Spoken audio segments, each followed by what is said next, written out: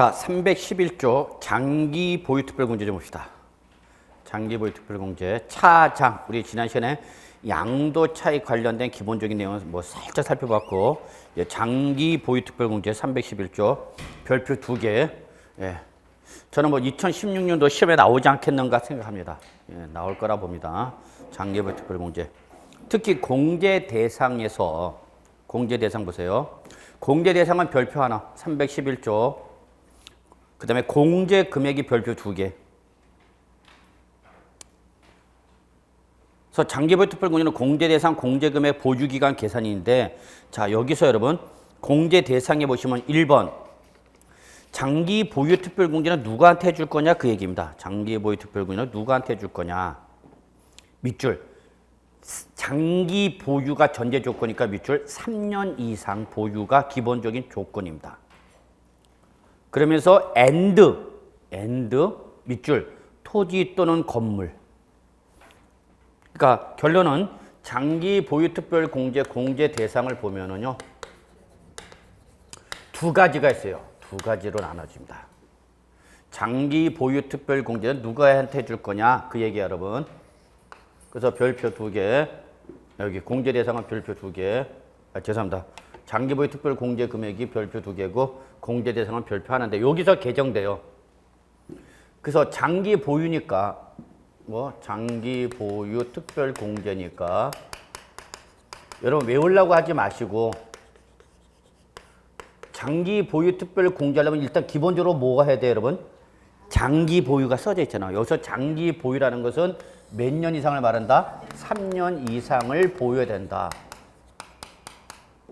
그럼 3년 이상 보유했다 해서 무조건 다 공제 주는 거냐? 그렇지는 않고 반드시 토지나 뭘 양도했을 때 건물을 양도했을 때만. 그래서 결론은 뭘 양도했을 때만 공제받을 수 있다. 부동산. 오로지 부동산을 양도했을 때만 공제 주겠다는 얘기입니다.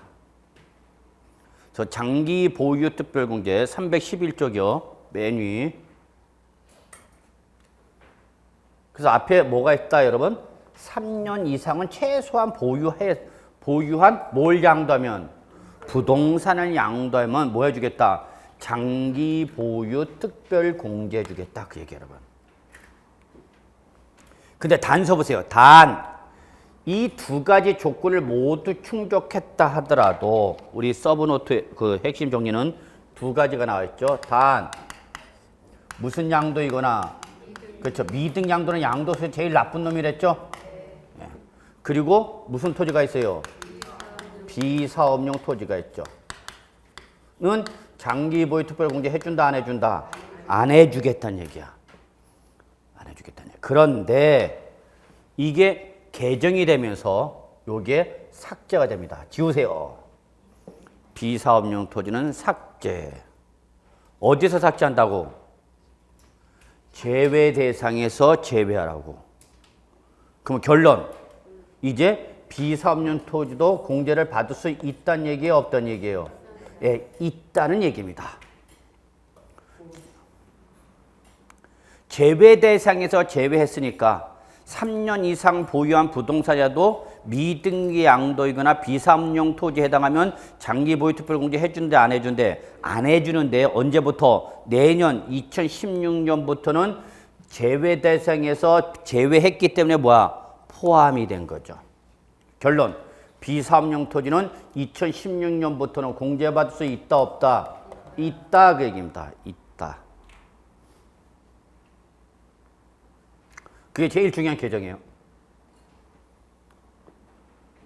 그 다음에 두 번째가 부동산이 아니라 뭘 양도했어도 조합원 입주권을 양도해도 장기 보유 특별 공제해 주겠다 그 얘기입니다. 재건축, 재개발, 조합원 입주권을 양도했더라도 장기 보유 특별 공제 해준다 안 해준다? 해준다 그 얘기입니다. 사실 저는 2015년도에 얘 나올 줄 알았어요. 안 나왔네요. 예. 그럼 내년에는 2016년 언제든지 나올 수 있다는 얘기죠. 그럼 제가 그랬죠, 여러분. 재개발, 재건축, 조합원 입주권 소위 말하는 뭐는 딱지는 뭐와 취급하라? 주택과 동일하게 취급하라 그랬죠. 주택과. 그러니까 양도 당시는 뭐였지만 입주권이지만 얘는 원래 태생이 뭐니까 주택이죠. 주택했던 놈이 재건축 재개발 사업 들어가면서 뭐로 바뀐 거야 지금? 권리로 바뀐 거야. 그러면 이 조합원으로서 내가 권리를 갖고 있다가 이걸 내가 재건축 재개발 주택이 완성이 되면 그걸로 뭐 해야 되는 거예요 여러분? 입주해야 되는 거죠. 근데 중간에 입주를 뭐 하고 포기하고 처분하는 거죠. 그러면 이때 입주를 포기하고 처분하는 조합원 입주권도 장기 보유 특별 공제 해준다 안 해준다? 해주겠다는 얘기예요. 해주겠다. 그런데 가로 열고 잘 보세요. 단 밑줄 조합원으로부터 취득한 것은 공제 대상에서 어떻게 한대? 제외한대. 아씨 정말 짜증나네. 집에 갈까? 뭘 하나 시원하게 나가는 게 없죠. 꼭 뭐가 붙어 뒤에. 아씨. 조합원 입주권도 장기 보유 특별 공제해 준대. 단 뭐라고 되냐? 자 글자 잡으세요. 뭐라고 되어 있냐면 뭐라고 했어요 여러분? 조합원으로부터 취득한 것은 제외. 조합원으로부터 뭐 한 거는 취득한 입주권은 뭐 한다? 공제 대상에서 어떻게 한다? 제외한다. 그 얘기죠. 그러면 이건 뭐를 말하냐면 내가 원조합원으로서 입주권을 받은 것이 아니라 소위 말하는 딱지를 내가 뭐한가? 돈 주고 산 거. 적으세요. 이거는 뭐를 말하는 거예요 여러분? 승계조합원을 말하는 거예요. 여러분 공법에서 도시및 주거환경정비법 들어갔어요? 안 들어갔어요? 들어갔어요? 그러면 재건축 재개발 사업 뭐 일부 기본적인 내용 배우셨죠? 그러면 그때 조합원은 조합원의 지위가 언제 있었느냐에 따라서 당초 조합원과 승계 조합원 두 가지로 나눠져요. 그럼 우리 양도소득세에서 말하는 승계 조합원은 언제를 말하는 거냐? 사업인정고시일 이후에 사업인정고시일 이후에 취득한 사람을 말합니다. 그러니까 원래 원조합원이 아니다는 얘기입니다. 그러면 결론은 누구한테만 해주겠다는 얘기야 이거는? 그렇죠. 원조합원, 당초 조합원한테만 해주겠다는 얘기예요. 다른 말로 말하면 원조합원 내지는 뭐 당초 조합원이 양도하는 거일 때만 장기 보유 특별 공제해 주겠다는 얘기입니다. 요거 잡으셔야 됩니다. 자, 예를 들어서 강남 대치동의 재건축 승인이 떨어졌어. 강남 대치동의 재건축 아파트 승인이 떨어졌어. 그러면 그때 승인이 떨어졌을 때에 원래 그 주택을 갖고 있던 사람은 뭐가 되는 거고? 원조합원이야. 근데 대치동이란 어떤 지리적 특수성에서 이게 나중에 사두기만 하면 돈이 될 것 같아. 그래서 그거를 딱지를 뭐 하는 거야? 돈 주고 사는 거죠. 그때 그 원래부터 있던 사람은 우리는 당초 조합원 또는 원조합원 그러는 거고 그걸 딱지나 돈 주고 샀거나 상속을 받거나 증여받은 조합원을 뭐라는 거예요, 여러분? 승계조합입니다. 그러면 이때 이 조합원 입주권을 갖고 있던 자가 내가 입주권을 뭐하고 포기하고 처분할 때에 그 조합원이 누가 양도하면 당초 조합원이 양도하면 장기 보유 특별 공제를 해주겠다는 얘기고 누가 양도하면 승계 조합원이 양도하는 조합원 입주권은 장기 보유 특별 공제 해주겠다 안 해주겠다? 안 해주겠다 이거예요. 이해되세요? 근데 실은 그 다음에 나오는 말이 더 중요합니다. 즉 원조합원이 양도하는 입주권만 장기 보유 특별 공제해 주는데 이때 양도 차익은 전액 공제를 해주는 것이 아니라 밑줄 관리 처분 개인가 전 양도 차익으로 한정해서만 해줍니다.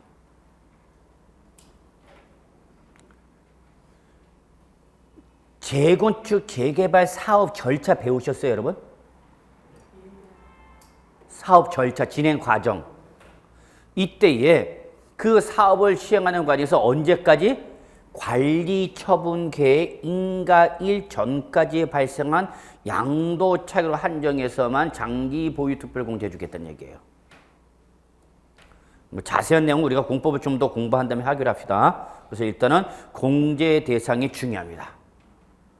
일단 뭔지 몰라도 좋아. 일단 표시만 해놓으라고. 시험에 나올 수 있다 없다? 있다. 특히 거기 비사업용 토지는 반드시 어떡하라? 지워라. 이번 2016년도 개정됐다 그래서 12월 15일부터 개정 확정됐어요. 그래서 그거 지우셔야 됩니다. 미등기 양도 및 비사업용 토지 할 때 뭐는 지워라? 비사업용 토지는 제외 대상에서 어떡하라? 지워라. 제외 대상에서 지우니까 어떡하는가? 공제 대상이다. 그 얘기죠. 그러면 나는 그래 장기 보유 특별 공제 대상이다. 그러면 얼마 해줄게? 그러면 이때의 공제 금액이에요. 얼마를 공제 줄 거냐 그 얘기죠. 양도 차익에서 얼마를 빼줄 거냐 그 얘기죠, 여러분.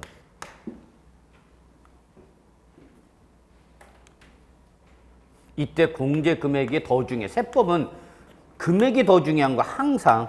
그 얼마를 빼주겠다는 얘기냐 그 얘기. 이때 공제 금액은 뭐를 기준하는 거야, 여러분? 양도 차익을 기준한 거죠. 왜냐면 우리 지금 양도 차익이 나온 상태에서 뭘 차감하는 거니까 장기 보유 특별 공제를 차감하니까 항상 장기 보유 특별 공제는 뭐를 기준하라? 양도 차익을 기준하는 거죠. 그래서 어떤 금액을 가지고 양도 차익을 구하고 이 양도 차익이 나오면 여기다가 보유 기간에 따른 공제를 곱한 금액을 공제 주겠다 그 얘기죠. 그러면 출전 입장에서는 얘를 더 중시할 수밖에 없어요. 이거는 이미 여기서 나왔기 때문에 이거는 못 건드려 출전이. 그러면 출전에 건드릴 수 있는 건 뭘 건드릴 수 있다는 얘기야? 보유기간에 따른 공제율이 몇 프로냐? 근데 이 공제율은 두 가지로 나눠져요. 자, 공제율은 1세대 1주택자가 몇 년 이상 보유하다가 3년 이상 보유하다가 양도하면 장기 보유 특별 공제해 준다는 얘기예요. 이때 공제는 보유 연수 곱하기 1년당 몇 프로냐? 8%입니다. 8%다 10 벌겋게.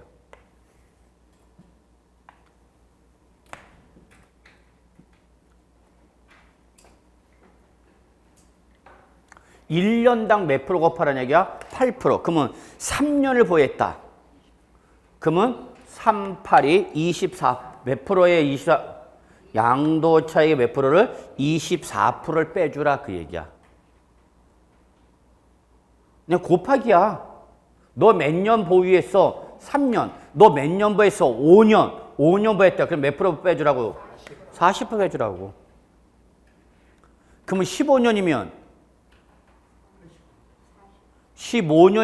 15년 곱하기 몇 프로 하라고? 8%.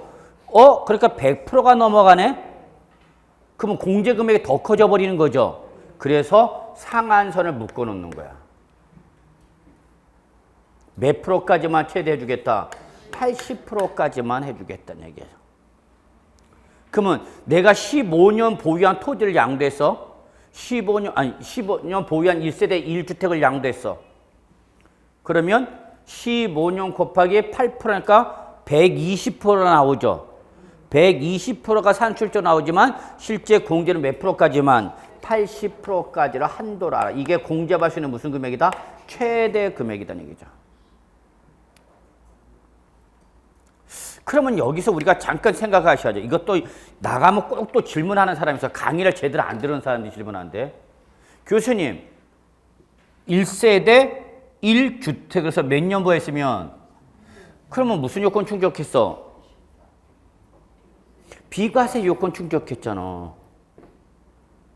1세대 1주택자가 몇 년 보유하면 2년 주택을 보유하다 양도하면 우리 양도세 과세한다 안 한다? 안 한다 그랬죠. 안 한다. 그런데 과세를 안 하는데 웬 장기 보유 특별 공제를 합니까? 라고 질문하신 분이 계실 거예요. 분명히 있어요.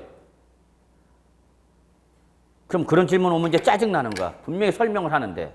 자, 1세대 1주택 2년 이상을 보유했다. 무슨 조건 충족했다? 비과세 요건 충족했다. 그래도 다시 한번 우리 어디 보냐면은 여러분 308쪽 다시 한번 갑시다. 308쪽에 보시면은 비과세 밑에 1세대 1주택과 그 부수토지 1세대 1주택 2년 이상을 보유했다 하더라도 비과세를 안 해주는 경우가 있습니다. 동그라미 1, 2, 3, 4, 5 묶어놨죠? 아주 중요한 규정이라고 그랬죠? 여기에 해당하면 비과세를 받아 못 받아? 못 받아 비과세를. 그럼 비과세를 못 받으니까 뭐 하는가? 과세. 그럼 과세가 되는 양도차익 계산하면은 그 양도자가 1세대 1주택자다라고 할 때는 1년당 몇 프로 공제주라는 얘기야? 8%. 이래서 이중계약서 작성했다.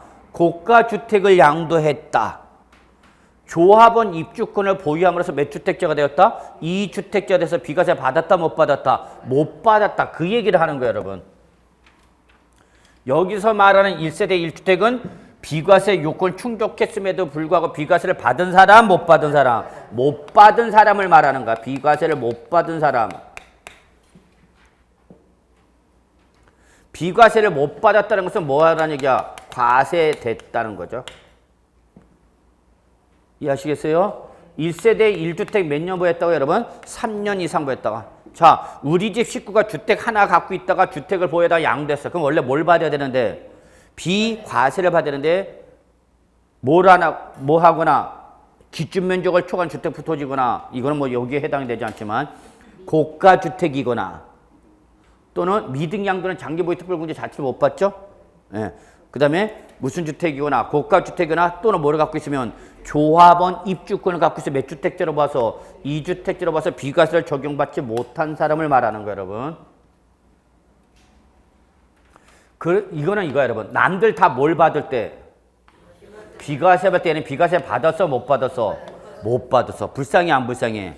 인간적으로 불쌍하잖아. 남들 비과세 받을 때는 비과세 못 받았어. 그러니까 안타까운 마음을 금할 수가 없으니까 뭐 해야겠다? 장기 보유 특별 공제를 다른 것보다 좀 많이 해주겠다는 얘기입니다.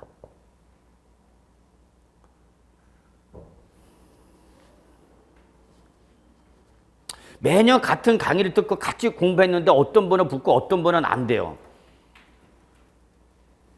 자, 합격자 모임에 갔는데 보유해야 할 분이 당연히 보이는 건 당연한데 보여야 하실 분인데 안 보이는 분이 계세요. 아, 그분은 왜 안 됐을 것 같은데 왜 안 나왔지? 그럼 뭐 이유가 다 있어. 참 안타까워. 안 되실 분이 안 보여. 그건 당연한 거야.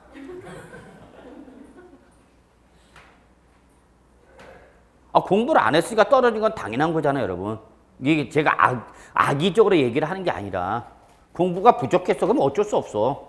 그 내가 인정하고 들어가. 그럼 본인이 알아. 아, 내가 올해 합격할 만큼 공부를 했다 못했다. 그건 자기가 판단하잖아. 근데 이런 분들이 있죠. 난 정말 올해 합격할 수 있을 정도 열심히 공부했고 합격할 수 있는 실력이 됐는데도 불구하고 이 시험이란 게 여러분 꼭 내가 100% 합격하는 보장이 없어요.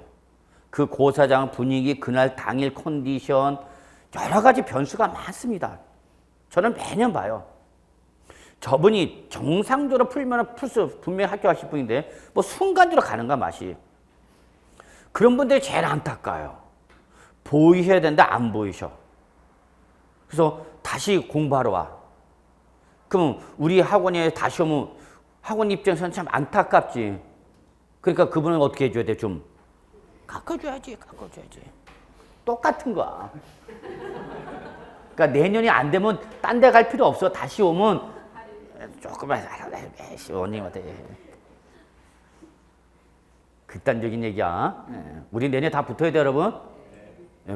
공부하실 때는 제일 중요한 게 나 합격할 수 있다는 자신감이 제일 중요해요. 여러분 꼭 자신감 갖고 공부하세요. 아, 나 하면서도 그냥 될까 말까 하고 불안해하시는 분들은 진짜 안 돼요. 내가 나를 못 믿으면 누가 나를 믿어요, 여러분? 내 처자식이 나를 믿을 것 같아요? 안 믿습니다.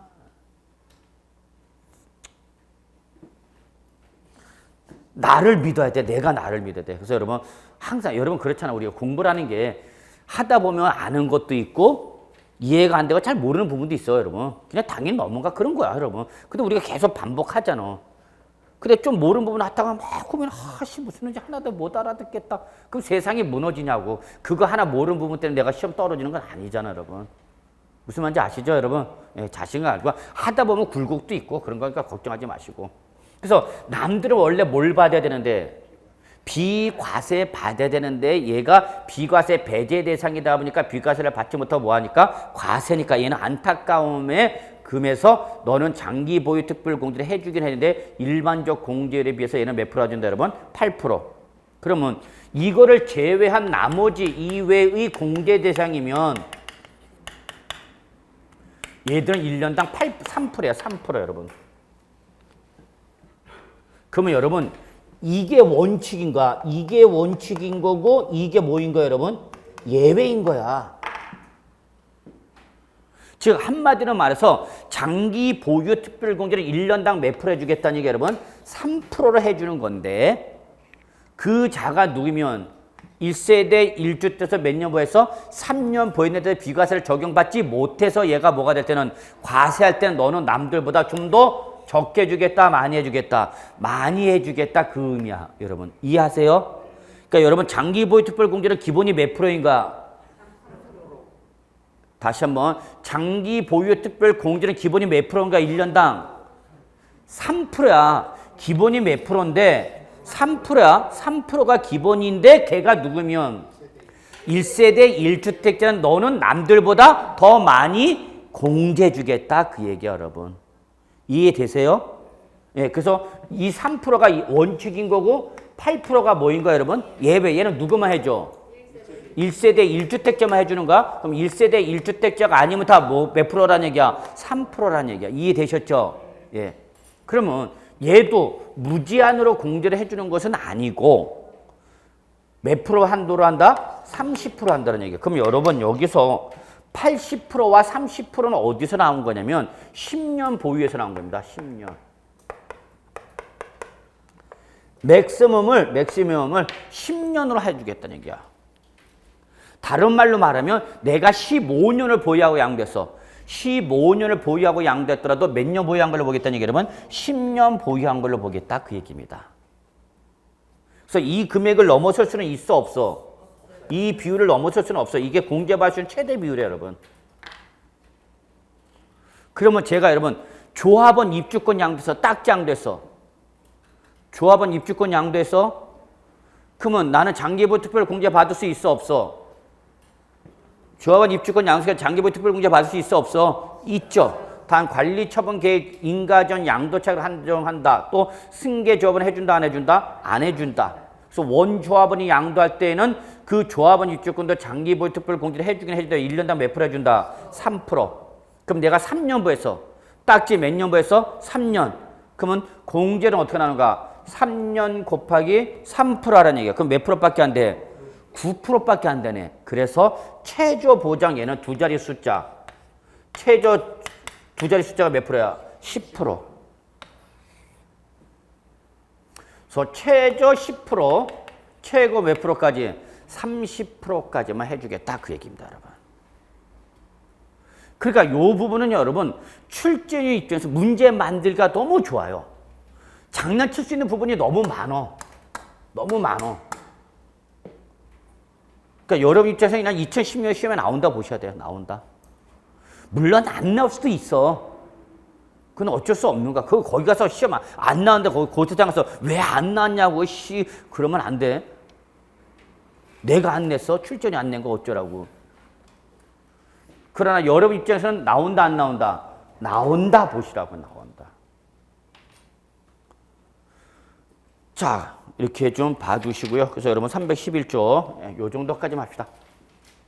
그래서 여러분 얘는 특징이 무슨 공제야? 무슨 공제야? 그러니까 아무나 해주는 거는 아니다라는 거 맞아. 아무나 해주는 게 아니야. 특별한 놈만 공제해 주는 거니까. 그래서 조건이 있다 없다? 있다. 감 잡으셨죠 여러분? 예. 그래서 양도차익에서 장기 보유 특별 공제를 차감한 후의 금액을 뭐라 한다 이제 우리?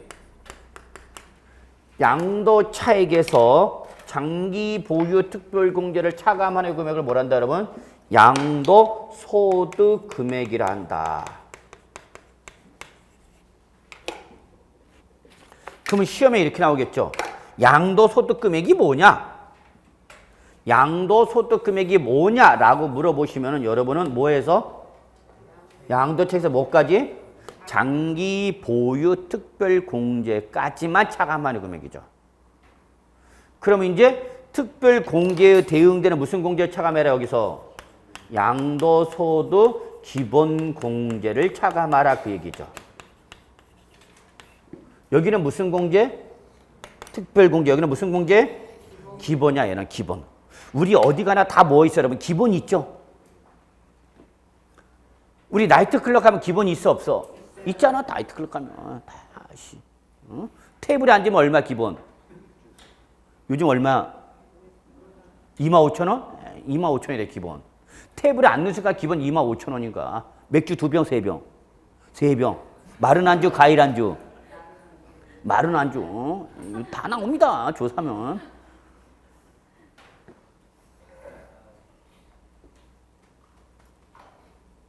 기본이죠. 룸으로 들어가면 요즘 얼마 받나? 룸은 안 들어가 봤어요?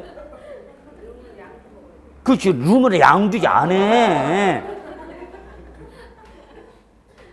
마른 안주, 과일 안주. 기본 안주는 과일 안주 나오는 거죠? 네, 기본. 자, 지금 제가 뭐 얘기하는지 아시죠? 무슨 공제가 있다면, 무슨 공제가 있다? 기본 공제 있다. 그 얘기 여러분. 그러니까 얘는 기본으로 다 해주는 거야. 이해하시겠죠? 얘는 기본으로 다 해주는 거야. 그래서 거기 보세요. 양도소득 기본제는 공제 대상 보세요, 여러분. 그냥 시험에 잘 안 나와, 얘는. 결론부터 말하면.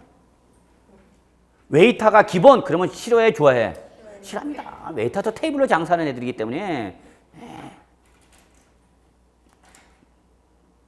클럽 가봤어요? 클럽도 가면 다 이게 요금제가 다 다릅니다. 그냥 바에서 서서 먹는 거 하고 테이블에 하는 거 하고 룸에 들어가는 거 다 달라. 별걸 다 하네. 자, 무슨 공제 여러분? 기본 그죠? 그래서 보세요 거기. 공제 대상 밑줄. 양도소득 있는 거주자라면 다 해주겠다니까. 한마디로 말해서 모든 양도소득세 납세의무자라면 다 기본 해주겠다는 겁니다. 다 기본. 무슨 공제니까? 예, 너나 없이 다 해주겠다는 얘기야. 너나 없이. 단, 그래도 얘도 자존심은 있어서 누구한테는 안 해줘. 그렇죠. 밑줄. 미등양도일 때는 안 해줘. 기본 공제도. 얘도 자존심이 있어 없어? 있어요. 아무리 내가 기본이라지만 그러니까 미등양도는 아까 우리 모두 못 받고 장기 보유 특별 공제도 못 받고 무슨 공제도 못 받는가? 기본 공제도 못 받죠. 그럼 얼마를 공제 줄 거냐? 공제 금액을 보세요. 자, 여기서 잘 보셔야 돼요. 밑줄. 부동산 등 밑줄 하나. 주식 등 밑줄 하나. 자, 올해 달라지는 게 이거. 밑줄. 파생상품 밑줄 하나. 내년부터 파생상품도 과세한다 그랬죠, 여러분? 선물 옵션. 코스피 200을 지수로 한 선물이나 옵션. 자, 이러한 몇 가지를 구분해서 세 가지야. 두 가지가 아니라 2015년도까지는 부동산 등과 주식 등 두 가지를 구분했지만 2016년 내년부터는 부동산 등 하나, 주식 등 하나, 별도로 뭐 하나 더와 파생상품 하나 더. 그래서 몇 가지를 구분해서 세 가지를 구분해서 소득별 양도소득금액 합해서 밑줄 얼마? 연간 250만 원씩 공제받겠다는 얘기야. 그러면 내가 올해 2016년도에 부동산도 양도했고요. 주식도 양도했고요. 부동산도 양도했고 주식도 양도를 했고 뭘도 양도해서 파생상품도 양도했다. 그러면 그 각각의 부동산 등의 양도소득금액 합계가 주식 등의 양도소득금액 합계가 파생상품 합계액에서 얼마씩 받으라는 얘기야? 250만 원씩 공제받아라 그 얘기 여러분. 한마디로 세 가지로 구분해서 각각 얼마씩 공제 주겠다는 얘기야? 250만 원씩 공제 주겠다 그 얘기라면 250만 원. 그러면 1년에 공제받을 수 있는 최대 금액 얼마라는 얘기 여러분? 750만 원이에요. 2015년도까지는 두 가지만 구분했기 때문에 500만 원만이었지만 2016년부터는 파생상품이라는 걸 별도로 구분하기 때문에 750만 원까지입니다.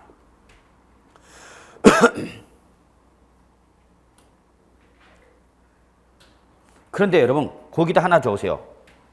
얘는 기본이다 보니까 국내뿐만 아니라 국외 자산도 공제 줍니다.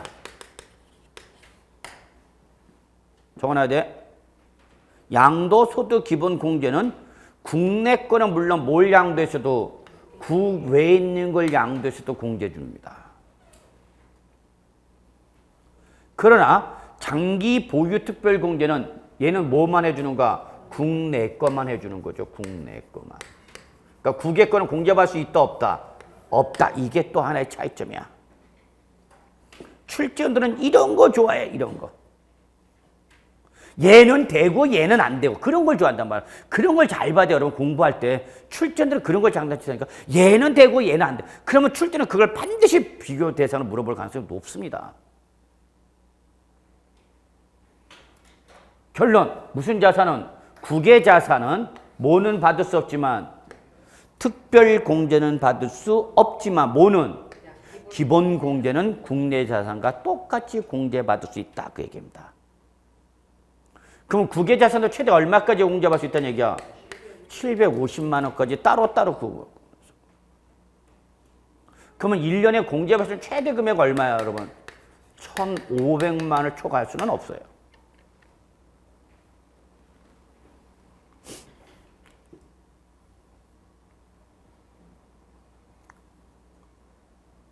(250, 250, 250이니까) 750이죠?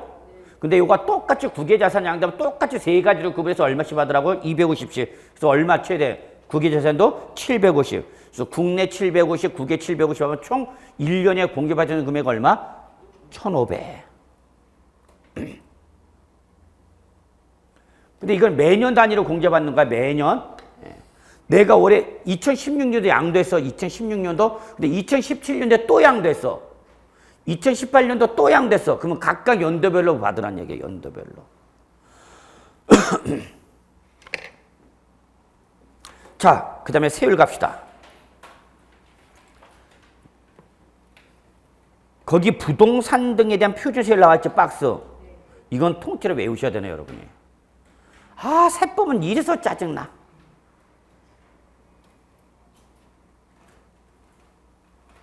이걸 공인중개사인 여러분이 모르면 누가 얘기해 주냐고. 저는 여러분한테 엄청나게 강조는 뭐냐. 여러분은 좀 공인중개사랑 부동산 전문가가 되고자 오신 분들이라고. 그러니까 여러분이 전문가가 되고자 오시게 되면 다 배우는 내용이 무슨 지식이야? 전문적 지식이야, 전문. 그러니까 어려워. 근데 그걸 자꾸 공부하면서 왜 이렇게 어려워? 이렇게 하지 말어. 그러면 난 정말 속으로는 그런 마음 하고 싶어요. 하지 말라고. 왜 어려우면서 징징대면서 하냐고. 여러분은 전문가가 되고자 오신 분입니다. 그걸 자꾸 잊으시면 안 됩니다. 아, 전문가로서는 전문적 지식을 갖고 있는 사람이잖아. 일반적 지식을 배우는 게 아니야, 여러분. 다 어려운 거야, 다 여러분. 우리 다 복과목이고. 그 의뢰 그려니 하고 생각하세요, 여러분. 그래 좀 공부할만 하지. 아, 왜 이렇게 어려워? 뭐 이거 다 해야 돼? 이렇게 짜증내면서 공부하면 진짜 힘들어져. 그래서 기본적으로 부동산과 부동산에 관한 권리 양도했다. 원칙 무슨 세율 내린다, 여러분? 누진세율 밑줄. 누진세율. 최저 몇 프로부터? 6%부터 최고 몇 프로까지? 38%까지 5단계 초과 누진세율. 이게 기본세율입니다. 가로 열고 적으세요, 여러분. 이걸 우리는 뭐라 한다? 기본세율. 기본세율. 얘가 기본이야. 무슨 세율 때려라? 종합소득세율인 6%부터 38%까지 5단계 초과 누진세 때리는 얘기야. 그런데 시험은 뭐가 잘 나오냐? 예외가 나와요. 시험은 예외가. 첫 번째 예외. 미등양도 아까 설명드렸죠, 여러분? 몇 프로? 70%. 제일 많이 나왔어, 시험에. 제일 많이 나온 놈이 이놈이야. 물론 초창기 때지만. 제가 출전 들어가면 저는 그거 안 물어봅니다. 미등기 양도 갖고. 뭘 물어보냐? 주택가 조합원 입주권을 물어볼 겁니다. 주택가 조합원 입주권. 자, 제가 누차 강조하는 거 여러분. 양도소득세에서 조합원 입주권을 뭐로 똑같이 취급하라? 주택가 똑같이 취급하라. 내가 주택을 양도해나 딱지를 보유하고 양도했는데 걔가 1년 미만 보유했다. 1년 미만을 보유했다. 그럼 몇 프로 여러분? 40%. 이거 꼭 잡으셔야 돼요. 40%. 1년 이상이다. 그러면 뭘로 간다 여러분? 누진세입니다. 누진세. 1년 이상. 뭐일 때는 주택가 조합원 입주권일 때입니다. 그런데 주택가 조합원 입주권을 제외한 기타 부동산 등일 때는 기타. 이게 사실은 원칙이죠. 기타가 원칙이고 주택가 조합원 입주권이 예외인 거야. 그러니까 내가 상가 양도했다. 토지 양도했다. 입주권 양도했다. 아파트 당첨권 양도했다. 그런데 그게 1년 미만이면 자, 몇 프로 여기는? 50%네. 50%. 1년 이상 2년 미만 보유면 몇 프로 여러분? 40%. 그럼 어디가 더 높은 거예요 여러분? 주택이 더 높은 거예요? 양도소득세율이 기타가 더 높은 거예요? 기타가 더 높은 거야. 기타가. 원래는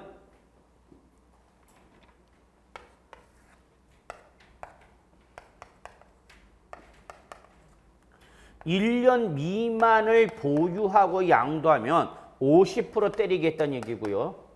1년 이상 2년 미만이면 얘는 몇 프로 때리겠다는 얘기야? 40%. 그 몇 년 이상을 보유해야 2년 이상을 보유해야 무슨 세를 때리는 거예요, 여러분? 누진세를 때리는 거예요, 여러분. 결론. 양도소득세에서 제일 적은 세율은 누진세율입니다.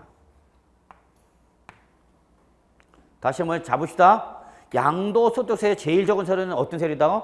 누진세율이 제일 낮은 거야. 왜? 얘는 최저 6%부터 출발해서 최고 몇 프로? 38%야. 근데 얘는 50%, 40%가 얘보다 다 높죠? 어? 그래서 결론, 어떤 세율이 제일 낮은 거다? 그러면 양도소득세는 가능하면 어떤 세율로 맞아라? 누진세를 맞는 게 좋은가? 누진세율로. 이게 원칙인 거야. 그런데 이게 뭐면 주택이나 조합원 뭐면 입주권. 그럼 우리 주택은 세법상 우대 규제. 세법상 주택은 우대 규제. 우대. 그러니까 세율을 무겁게 가볍게. 가볍게. 그래서 너들은 그 1년 미만 보유한 게 뭐면 주택이거나 입주권이면 너는 몇 프로 때리겠다는 얘기야? 40%. 얘보다 높아 낮아? 낮게 때리겠다는 얘기죠.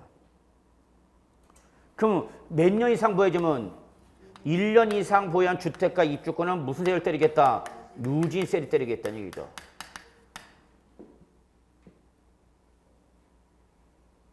그러니까 결론, 주택가 입주권이 세율이 높다 낮다? 일반적 부동산에 비해서 얘가 낮다는 얘기죠.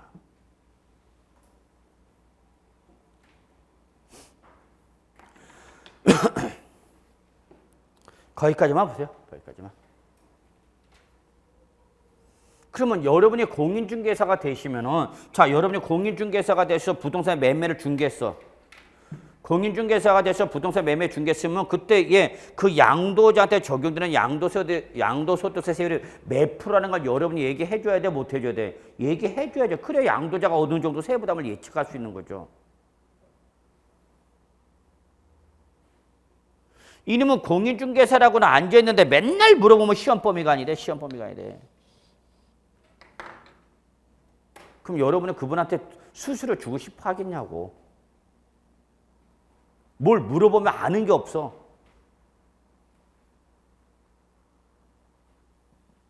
이거죠. 이게 세입니다. 자, 그래서 과표에다 세율 곱해서 다음 페이지 마무리. 뭐 나왔어요, 여러분? 신고납부. 자, 과표에다 세율 곱해서 뭐가 나왔다, 여러분? 산출세액이 나왔다 봅시다, 이제. 그럼 이 나온 산출세액을 어떻게 할 거냐, 이제 그 얘기죠. 부가징수. 자, 예정신고 별표 3개 제일 중요한 거야. 예정신고가 제일 중요해. 뭐니 해도 시험에는. 즉 여러분 양도소득세에서 과세관청에 신고하는 신고는 두 가지가 있어요. 뭐와? 예정신고와 확정신고 몇 가지가 있다 여러분? 두 가지가 있네요. 두 가지.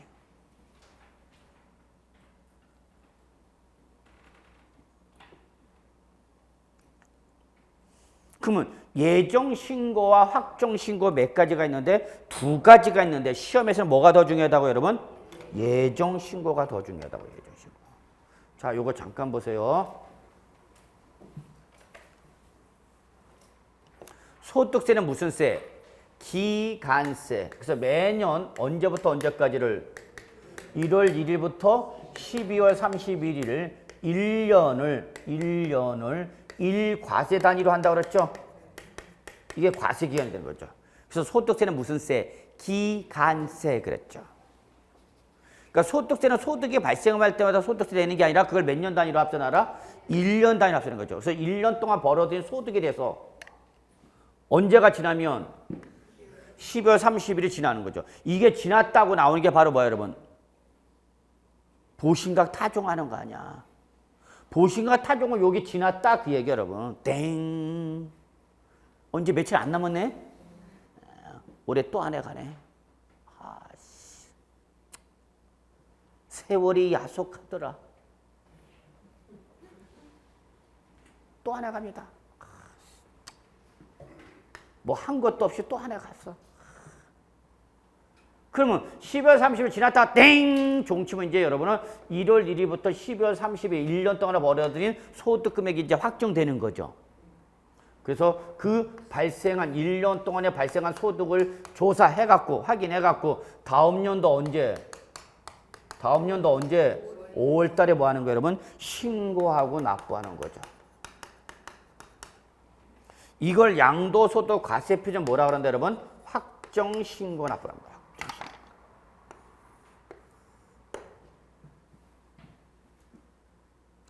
그래서 원래 소득세는 언제 낸다? 다음 연도 5월 달 내는 거죠. 다음 날.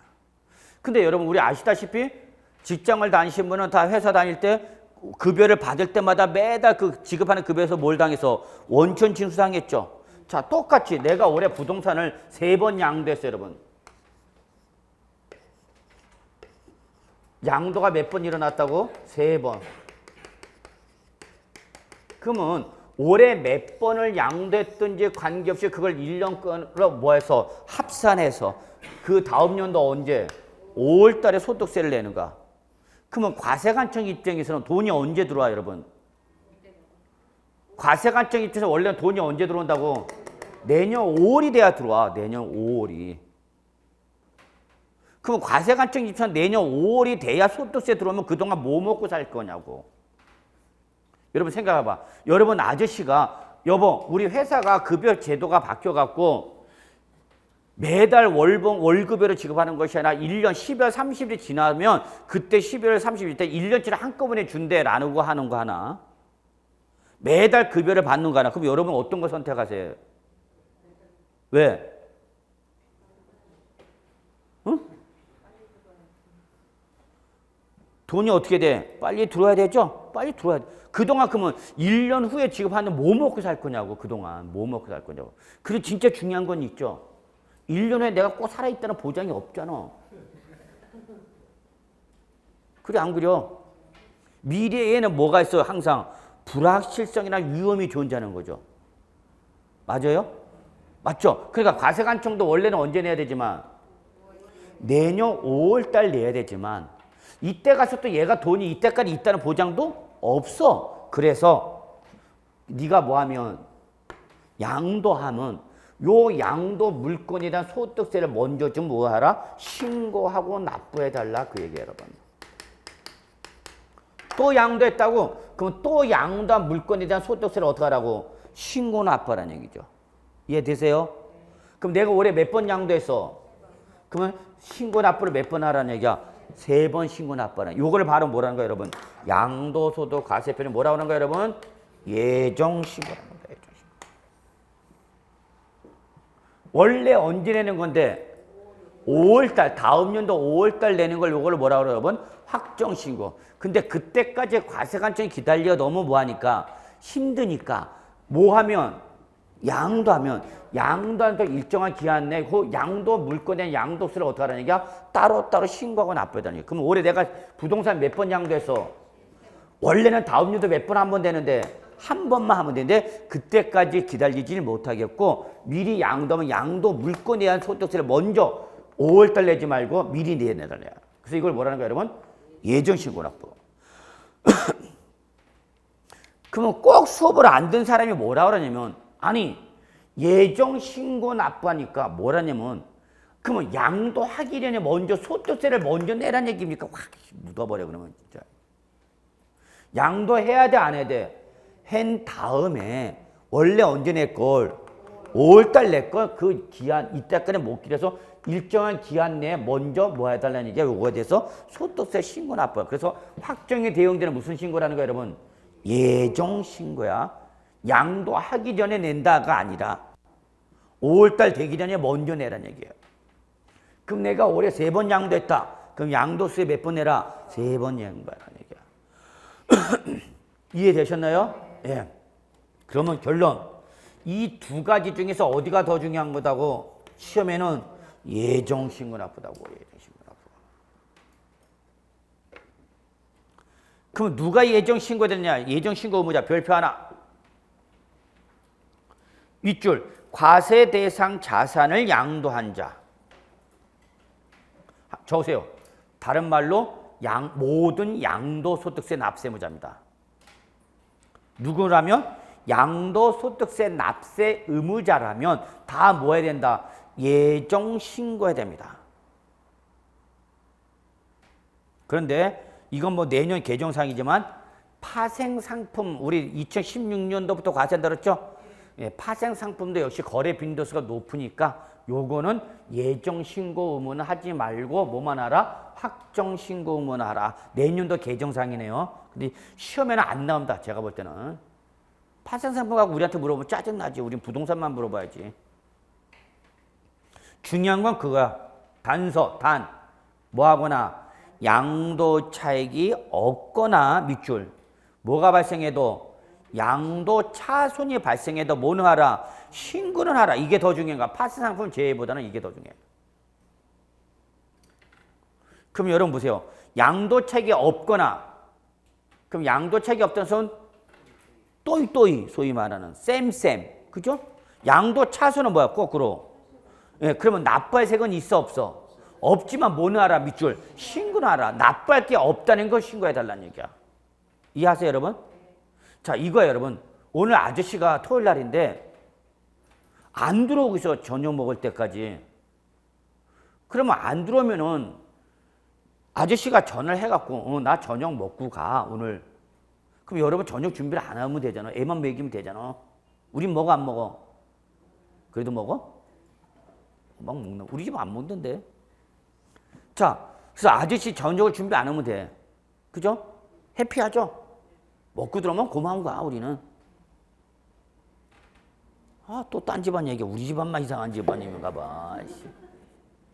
오늘 제가 아침에 나오면서 저 있잖아요. 오늘 저기 강의 끝나고 오후에 출판사 쪽 관계자들을 만나서 저녁 먹고 들어올까 그랬더니 생유 그러더라고.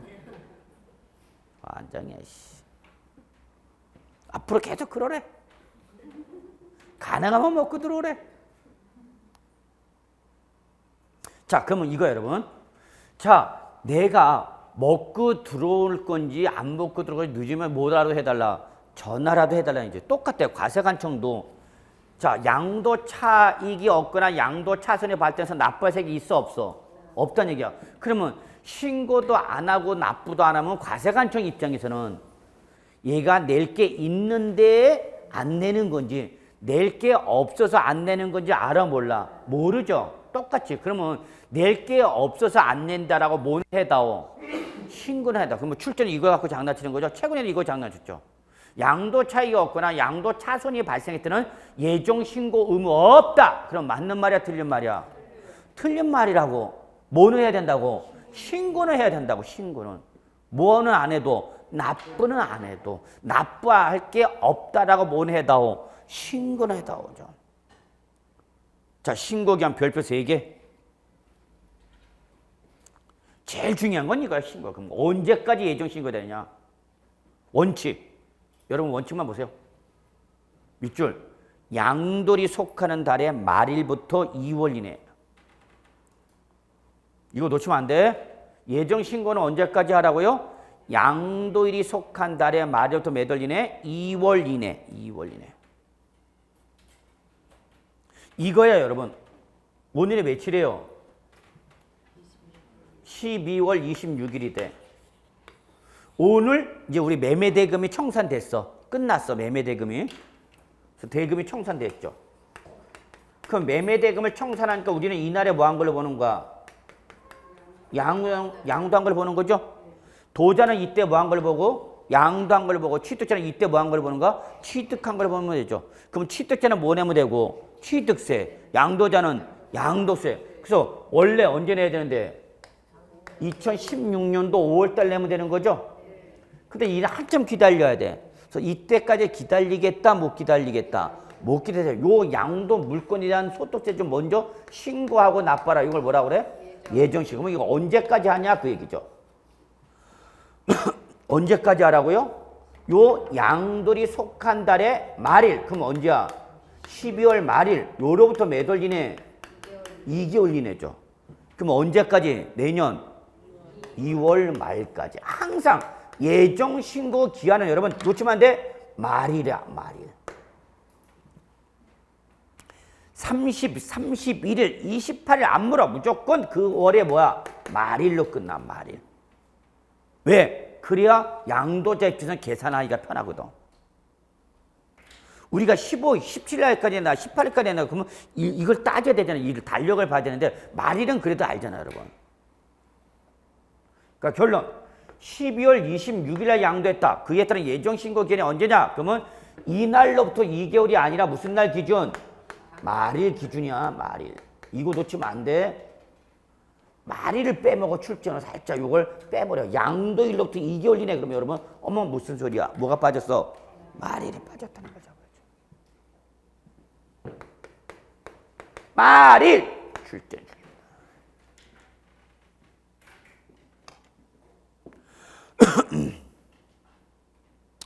여러분이 공인중개사야. 오늘 매매 대금은 청산하고 다 매매 동시 쌍방 의무 이행돼서 끝났어. 조월이 종결됐어. 그럼 여러분이 얘기해 주라고. 뭐 양도자한테 언제까지? 오늘 양도했으면 언제까지 예정 신고하라고? 내년 2월 말까지 양도소득세 신고하고 납부하셔야 됩니다. 지금 양도 물건에 대해서. 이해하셨죠? 이걸 공인중개사인 여러분이 얘기해 주란 얘기야. 자, 그리고 거기 확정신고 있죠, 여러분? 확정신고를 했던 것처럼 언제, 여러분? 다음 연도 5월달 내는 걸 말하는 거야. 근데 거기 예정신고와 확정신고 사이 요거 하나 적으세요.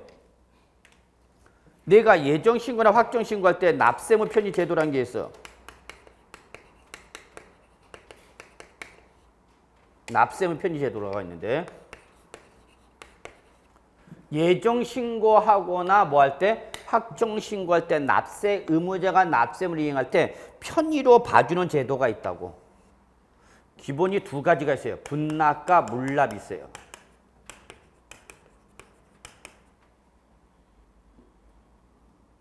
분납은 글자 그대로 몇 번으로? 2번으로 분할하여 납하는 것을 말하고요. 물납은 돈 대신 특정한 물건을 납하는 걸 말해. 그런데 올해 개정됐어. 양도소득세 물납 제도가 2016년도부터는 폐지. 적어놔. 이제 양도소득세는 물납할 수가 없어요. 꼭 적어놔야 돼. 개정사항이야. 무지하게 중요한 규정이야. 개정사항 중에 하나입니다. 잘 나와서 양도세 물납 시험에 이제 안 나오죠. 왜? 뭐가 되니까? 폐지. 적어놔야 돼. 시뻘겋게. 시험 합격할 거요? 안 할 거요? 합격해야죠? 그럼 해야지, 공부를. 그 대신 뭐는 할 수 있다? 분납은 할 수가 있어요. 근데 세법이 더러운 게 뭐냐면 재산세나 종부세나 또 물납할 수 있다? 안장한다.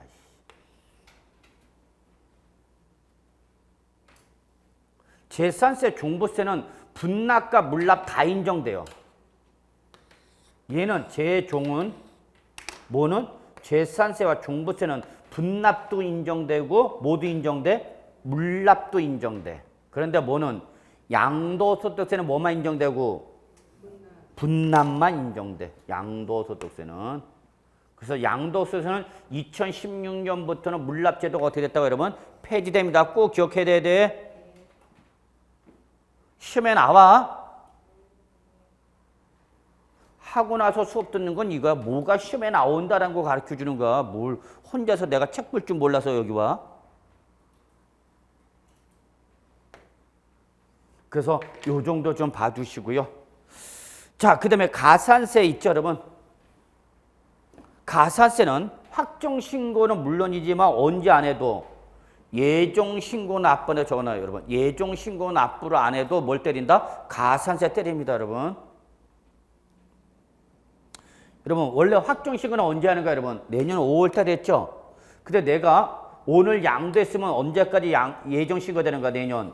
2월 말까지. 근데 내년 2월 말까지 예정신고, 신고 안 했거나 납부 안 했다? 그럼 뭘 때린다? 가산세 때린다. 그 얘기 여러분. 근데 가산세는 우리가 총론에서 했어요, 여러분. 그죠?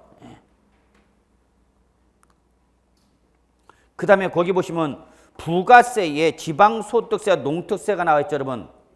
거기 부가세 등으로 좀 고쳐주세요. 제가 이거 이미 총례 설명드렸죠, 여러분. 부가세. 이거 또 시비 거는 사람이 있어, 분명히. 등자 하나 붙여놔. 그래서 지방소득세는 분명히 말씀드렸어요. 부가세가 아니라 뭐랬어요, 여러분? 독립세라고 그랬죠? 우리 총론에서 했잖아. 그래서 양도소득세, 부가세는 뭐만 있어요, 여러분? 지금 농어촌 특별세만 있어요. 농특세만. 그래서 그 저거나 지방소득세는 부가세가 아니라 뭐다고, 여러분? 독립세다고. 그래서 뭐만 농특세만 부가세에 해당한다고. 그러나 항상 뭐가 있는 곳에는 소득세가 있는 곳에 요 소득세 몇 프로 상당액을 10% 상당액을 한 번 더 지방세로 낸다. 이게 뭐랬어요, 여러분? 지방소득세라고 그랬죠? 항상 뭐가 있는 곳에는 소득세가 있으면 이 소득세 상당액에 대해서 몇 프로를 10%를 뭘 한 번 더 내야 된다? 지방소득세를 한 번 더 내야 된다고 여러분. 써져 있잖아. 소득세가 있는 곳에 뭐가 있다? 지방소득세가 있다. 몇 프로? 아까 제가 미등기 양도할 때 미등기 양도소득세를 몇 프로 했어요, 여러분? 70%. 그러면 70%란 소득세가 있으면 그놈의 몇 프로가 쫓아온다고? 10%. 그래서 7%가 더 붙는다 그랬죠? 몇 프로? 77%. 그때 쫓았네, 바로 뭐다고? 지방소득세인데 지방소득세는 부가세가 아니라 뭐로 부과한다고? 독립세로 부과한다고. 그래서 양도소득세, 부가세는 못밖에 없다. 사실상은 농특세인데 실은 두 놈이 다 있는 거 똑같은데 이걸 괜히 법을 바꿔갖고 지방세법 체계만 복잡하게 만들어 놓고 뭐 그들 나름대로 개정의 이유가 있겠지만 저는 별로 그렇게 개정할 이유도 없는데 그 해갖고 그래서 양도소득세 과표에다가 양도소득세를 곱한 가액 이게 바로 지방소득세 과표고 여기다가 10% 곱한 게 바로 뭐가 된다? 지방소득세다. 그래서 다시 한번 적어놔. 지방소득세는 부가세가 아니라 뭐다, 여러분? 독립세로서 부과하는 거다. 다 아실 거라 믿는데 이것도 부가세가 아니고 지방소득세 부가세가 아니라 독립세입니다. 라고 뭐 또 이제 그러면 다 알고 있는 얘기다고. 그죠, 우리? 알고 있죠? 예. 자, 그 다음에 이거 말고도 무슨 자산을 양도하면 국외에 있는 자산을 양도해도 양도소득세 과세하는 경우가 있습니다. 근데 이거는 들어가지 마시고요. 국내 거나 정리가 된 다음에 들어가도록 하겠습니다. 자, 그래서 뭐 여기까지 해서 여러분 우리 입문 과정 설명드렸고 뭐 사실 지금 뭐 공부를 하신 분은 뭐 안 들어도 큰 무리가 없는 부분이지만 세법을 처음 공부하시는 분이라면 그래도 우리 세법에 대한 기본적인 마인드 체계 이쪽에다 중점을 뒀고 실제 본 강의는 1월 1일부터 들어간다 보시면 돼요. 그래서 1월 1일부터 이제 우리가 실제 법을 가지고 공부하면서 이와 함께 여러분이 시험에 나올 만한 부분, 나오지 않는 부분 우리 구분하면서 본 진도 나가도록 하고요. 그래서 오늘 강의는 올해 강의는 여기서 마무리하도록 하겠습니다. 여러분 수고하셨습니다.